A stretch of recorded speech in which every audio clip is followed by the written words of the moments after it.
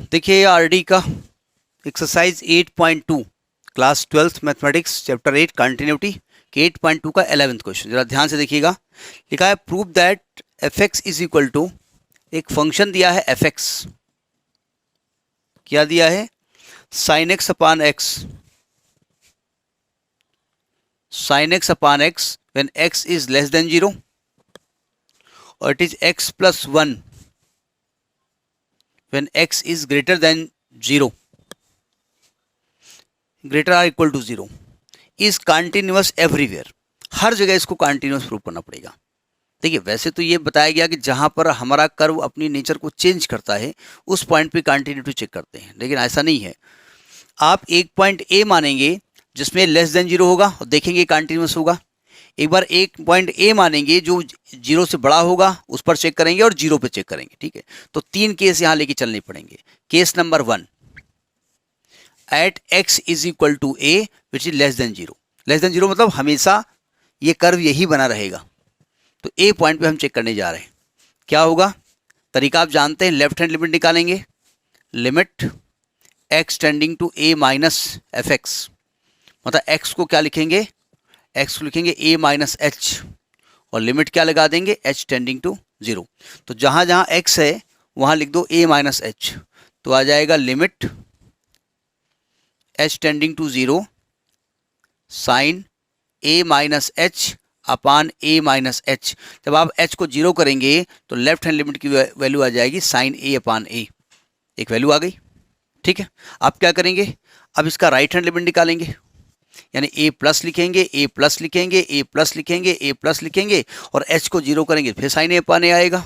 फिर क्या करेंगे, आप पर्टिकुलर ए पे वैल्यू निकालेंगे, तो ए चूंकि लेस देन 0 ही है तो यहीं पे रखना है, तो साइन ए अपान ए आएगा। तो आपने क्या देखा कि limit x tending to A, F x की जो वैल्यू है वो एफ ए के इक्वल है, so it is continuous at x is equal to A which is less than 0। समझ में आ गई बात। तो यानी कि लेस देन पे आपने हर जगह इसको कंटिन्यूअस प्रूफ कर दिया। अब ग्रेटर देन 0 पे आते हैं, इक्वल टू 0 पे अभी हम बात नहीं कर रहे हैं, अब आप बात करेंगे ग्रेटर देन 0 पे।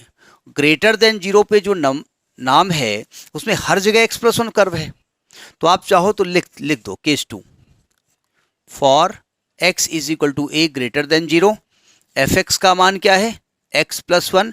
आप लिखेंगे it is a linear polynomial, linear polynomial, और हम जानते हैं linear polynomial is always continuous, so it will be continuous, so it is continuous, it is continuous for all x belongs to real number where x is equal to a which is less than 0, greater than 0। तो ये लिखने की जरूरत नहीं है, आपको proof नहीं करना है, आप कहेंगे पॉलिनोमियल कंटिन्यूअस होता है।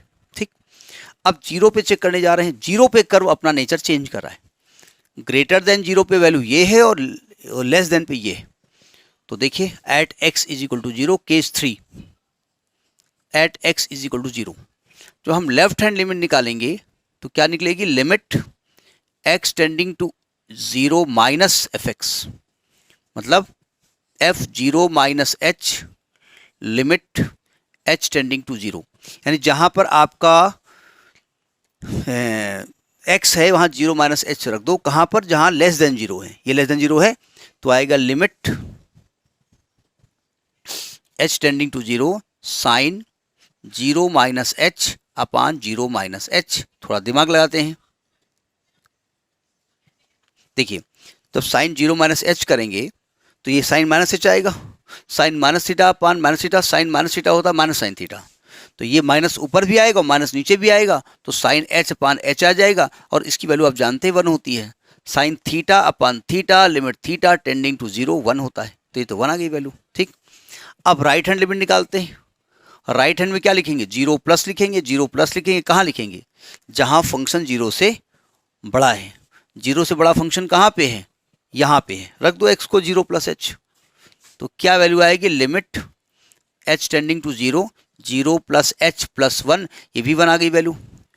और जब डायरेक्ट 0 करेंगे एफ 0, तो कहाँ लिखेंगे, जहाँ बराबर है 0 के, तो ये भी 1 आ गया, तो आप लिखेंगे f 0 minus h is equal to f 0 plus h is equal to f 0, so it is continuous, so it is continuous at x is equal to 0।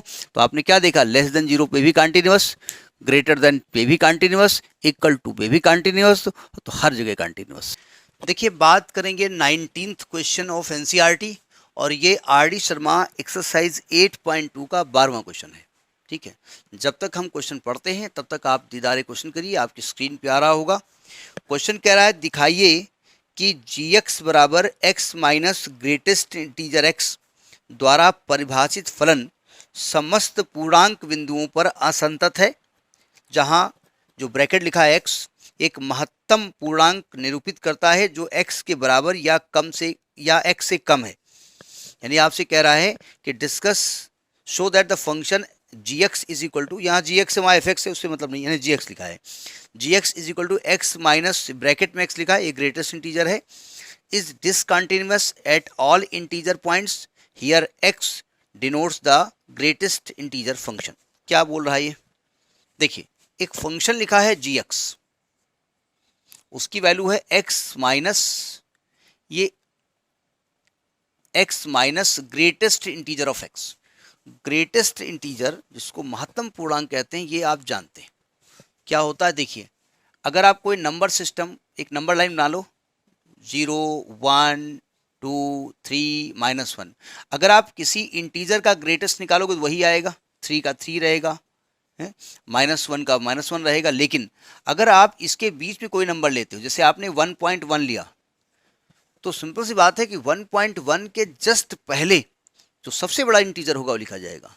तो 1.1 कहीं यहाँ पर आएगा, उसके जस्ट पहले 1 आना है, जिसकी वैल्यू 1 आएगी। ठीक है, ये ग्रेटेस्ट इंटीजर की बात हो रही है। ठीक है, जैसे मान लिया मैं यहाँ पर एक नंबर a ले लेता हूँ, तो a के पहले a-1 होगा, a के बाद में a+1 होगा, इधर एक ज़्यादा होगा, उधर इधर एक कम होगा।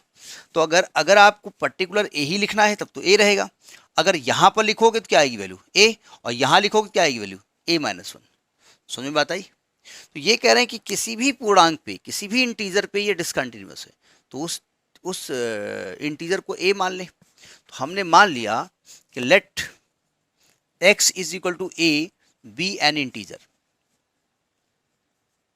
x बराबर a एक पूर्णांक है, ठीक, कैसा भी हो सकता है, नेगेटिव पॉजिटिव कुछ भी हो सकता है।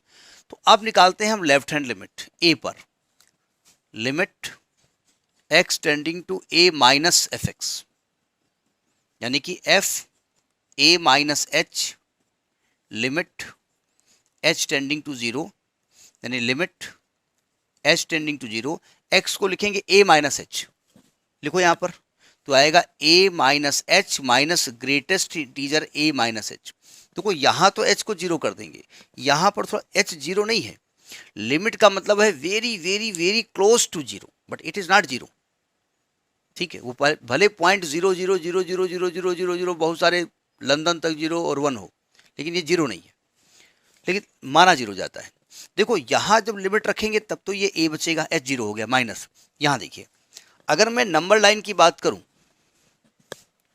तो अभी हमने कहा कि नंबर लाइन पे कोई भी अगर इंटीजर आप a मानते हैं तो इसके जस्ट बाद a+1 आने वाला है, इसके पहले a-1 आने वाला है, ये हमने कहा ना।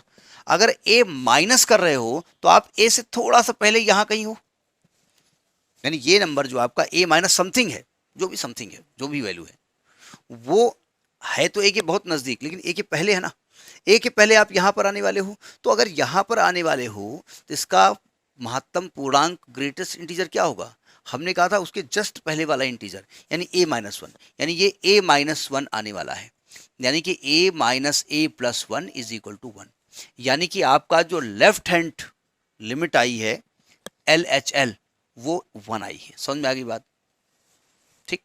अब राइट हैंड निकालने जा रहे हैं, राइट हैंड लिमिट में क्या करेंगे आप, a प्लस लिखेंगे, a प्लस लिखेंगे, यहाँ प्लस लिखेंगे, यहाँ प्लस लिखेंगे।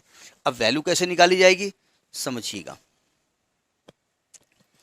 जब h को 0 करोगे तो ये तो a हो जाएगा माइनस, यहाँ देखिए अगर a प्लस कर रहे हो तो आप कुछ प्लस यहाँ कुछ कर रहे हो, कुछ भी प्लस कर रहे हो, कोई भी चीज प्लस कर रहे हो, तो यहाँ कहीं पहुंच गए हो ना, a के थोड़ा सा आगे।